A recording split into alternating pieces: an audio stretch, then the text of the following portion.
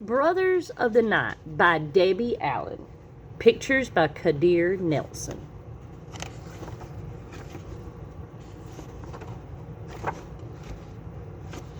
Once upon a time in a little village called Harlem, that's in New York City, there lived a man, Reverend Knight, spelled with a K, like knight in shining armor. And like a knight, he was a very good man, a leader in the community who preached a powerful sermon every Sunday.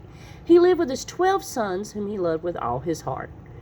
Reverend Knight, Brooke, Bobby, Joe, Snacky, Gerald, and Jackie, Teeny Tiny Tappin' Theo, Lazy Leo, Big Fat Raoul, likes to act like a fool, Billy and Willie, Michael, head of the clan, a ladies' man, and their big dog, Happy.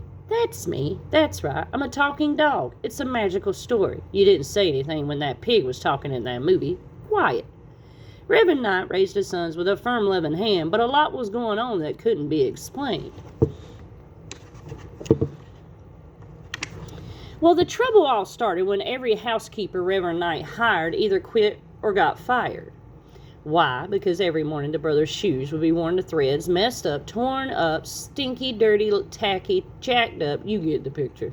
And you know they tried to blame it on me. Oh, the dog did it. The dog. What did I want with some old stinking shoes? And let me tell you, that little one's feet smell worse than all of them. Phew. Reverend Knight gave all the nannies a key to lock the brothers in at night. Lizzie, the last nanny, even tried putting slip and slide wax on the floor. So if anybody got up in the middle of the night, they'd make a lot of noise. The only noise we heard was when her big butt fell down and broke the floor. Ha! Well, that's another story. But every night, not one peep could be heard from the brothers' room, and they would be sound asleep the next morning. Still, every morning their shoes would be worn to threads, messed up, torn up, stinky, dirty, tacky, jacked up. And if you asked those boys about their shoes, they said that they had slept all night, but they had fun in their dreams. Reverend was at his wits' end. People came from far and wide to hear his sermons, and yet he couldn't solve the problems in his own home. One day, Reverend Knight put a big 2-page ad in Jet magazine. Wanted, housekeeper, experience with boys 7 to 17. Bonus trip to Jamaica if torn up shoes mystery is solved. Yes, I can read too. That Sunday, he preached a powerful sermon, had the people really feeling the spirit, but he didn't let them do too much shouting, thought it was undignified. After the congregation filed out and the brothers went to choir practice, he went into his private room and prayed for guidance and help with his sons. Where do I go from here? He asked over and over. When the brothers and Reverend Knight returned home from church, a small woman dressed in bright colors was waiting on their doorstep. She talked like a sweet bird. Said, I've come to help with the boys. My name is Sunday, Sweet Sunday, because I bake pies and cakes. She had lots of energy, and all her belongings fit in one small bag that was so heavy even Reverend couldn't pick it up. Sunday took one look at the house, opened her bag, and pulled out all kinds of mops and brooms. She put the brothers to work cleaning, dusting, waxing, mopping, washing windows till they sparkled and shined. The brothers didn't like it one bit. Reverend Knight liked her very much. Oh, talk about cooking. Her smothered chicken, sweet potato biscuits, and lemon crunch cookies would jump up and down, slap your own self in the face good. After dinner that night, with the brothers eavesdropping on the grown folks' conversation, Reverend confided that he really hoped that she could solve the mystery of the torn-up shoes. There's something going on that the boys won't tell me. Sunday, taking him by the hand, replied, Rest your mind, Reverend. I'm sure the brothers will learn to trust me and tell me everything. Reverend sighed and leaned back on the couch with a big old smile on his face. The brothers weren't having any of that. The oldest, Michael, said, Let's put her to the test, just like all the rest. The brothers put their hands together and made a pact. All girls gotta go. The brothers slept together in one long bed. Soon as Reverend tucked them in that evening and said goodnight, the door was locked. Sunday went right to sleep on the other side of the door. She was snoring like a little bear when the cookie man sneaked through the secret doorway in their bed. Party time, he yelled, sounding like an elf, because that's exactly what he was. The brothers tiptoeing quietly got dressed, grabbed their dancing canes, and sneaked out through the secret doorway. They didn't know that Sunday had been sleeping with one eye open. She pulled a magic scarf that made her invisible out of her small bag and followed along. Then the brothers danced their way across the rooftops, stepping and stomping. The moon gave everything a magical glow as they were dancing on the Milky Way. Still invisible, Sunday followed them down a fire escape, down a shiny pole to the big band ballroom, the liveliest dance spot in the world. The girls were already there waiting for the brothers to show. Ooh, talk about a party. Sunday watched as each brother matched up with his girl. Even Tiny Tap and Theo had a partner, Charlotte. Theo told me Charlotte was fat, good looking. He doesn't know what fat is. Nadine, that big Irish settler down the street, now that's fat. Anyway, as I was saying, each couple seemed to outdance the other swinging.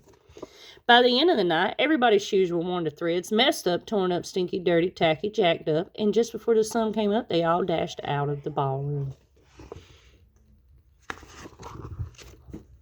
Sunday ran ahead of them across the rooftops. The brothers followed. Sunday hurried through the secret passage, and by the time the brothers got back, she was snoring like a little bear on the other side of the door.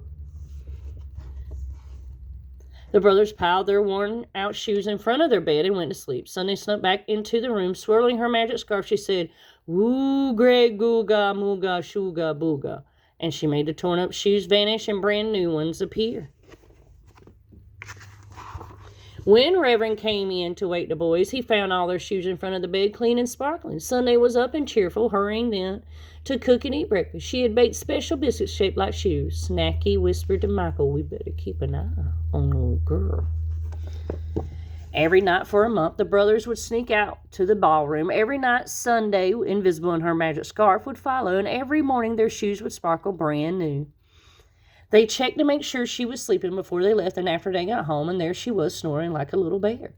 They knew she'd been following them, but they didn't know how. Their father was just plain happy. The house was never cleaner, he never ate better, and neither did I.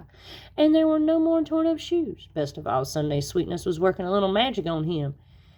"How do you keep those boys' shoes so clean?" he asked her, looking a little starry-eyed, and she'd answered, "Oh, I just stay close to them without getting in their way." Finally, the brothers waited for Sunday and got in her face. Michael said, "We know you've been following us." Theo begged, "Please don't tell Daddy." Sunday said, "Boys, why do you keep this from him when he loves you so much?" Michael answered, "Dad would never approve of us dancing like that. It doesn't fit with his image in the community." Sunday said, "How do you know? You've never even talked with him about it." Then Tiny Theo piped up, "Grown-ups are too old. You don't get kids what we really like. Besides, none of you can dance anyway." Joe echoed, "Yeah, Monday, you can't dance." "My name is not Monday," she replied. "Tuesday, whatever," said Joe as the brothers busted their sides laughing. Well, Sunday broke into a dance routine that went from Jimmy Slide to Fred Astaire to Bob Fosse all the way to Michael Jackson. She kicked, jumped, and twirled all over that room, taught us all a thing or two. "That's right, I like to dance too." The brothers could hardly keep up with her and laughed like crazy trying. And that did it. They were friends. That night when the boys went to the ballroom, Sunday went too, and she didn't bother to wear her magic scarf. At breakfast the next morning, she started singing and tapping her feet as she served hot yellow grits. The brothers knew she was waiting for them to talk with her father. They weren't ready. Then one evening, Reverend Knight noticed me chewing on a torn-up, worn-out shoe. All right, so I chew up one every once in a while. What are you going to do, arrest me? I have to act like a dog sometimes just to make you people feel normal." Anyway, Reverend looked and saw another chewed shoe by my foot and another by my tail. He followed the trail to the old pantry, opened the door, and there he saw the torn-up shoes piled high almost to the ceiling. Well, how was I supposed to know? I'm just a dog. Oh, you people. That's right. Always blaming it on the dog. We lead such a hard life. When Sunday and the brothers returned home from the movies, Reverend Knight was pacing back and forth in front of all those shoes. Sunday stared at the brothers, but they didn't say a word, so she stepped forward. "Reverend, please don't blame the boys for keeping secrets from you. It's all my fault. I'll pack my things and leave tomorrow. But may I say one thing?" He nodded. "You have done a fine job raising your sons. But the truth is they don't believe you really want to know how they feel. Why they do." Reverend Knight interrupted her. "Thank you, Miss Sunday. I know my boys." "Of course you do," said Sunday. "Goodbye, Reverend." The thought of Sunday leaving pulled at the hearts of the father and the boys, but no one was ready to stand up for her except me. I howled and howled, but they just put me aside. The next day, with tears in eyes, the brothers said goodbye to Sunday. She kissed each one, and her suitcase in hand, she left for the bus station. Reverend and the brothers went to church. Then, with the ray of the sun shining on his face and the spirit of love touching his heart, Reverend gave the sermon of his life. Looking right at his sons, he preached, shouted, and even started to prance, talking about trusting the Lord. Remember how to trust one another. He got carried away and did the twist, the mashed potato, and the monkey time. When he started the funky chicken, the whole congregation sprang to his feet and began to wail. The brothers shouted the loudest. As soon as church was out, the boys rushed to their father. They told the whole story, how they loved to dance and sneaked out to the big band ballroom, but were afraid he wouldn't approve, and how Sunday had only tried to give them time to face their father. Reverend hugged his son and asked, "Can you forgive me for keeping something from you?" The brothers looked puzzled. Reverend Knight said, "I used to be the best dancer in the sock hops. Now we better hurry and try to get Sunday back." Sunday was just getting ready to board the bus when Reverend Knight, out of breath, knelt down right in the middle of the street. "Sunday, will you dance with me?" He told her how sorry he was and how she needed to come back home so they could be a family. The brothers surrounded her, so she had to say yes.